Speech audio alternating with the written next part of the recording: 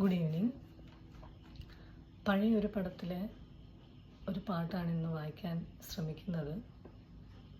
ഞാൻ ഏകനാണ് എന്ന് പറഞ്ഞ പടത്തിലെ ശ്രീ MG രാധാകൃഷ്ണൻ സാറ് സംഗീതം ചെയ്ത് ശ്രീ യേശുദാസ് ആലപിച്ചിട്ടുള്ള ഓ മൃദുലേ എന്ന് പറഞ്ഞ പാട്ടാണ്. പാട്ട് കാപ്പി രാഗത്തിലാണെന്ന് തോന്നുന്നു. പല്ലവി മാത്രം ഒന്ന് വായിക്കാൻ ശ്രമിക്കാം.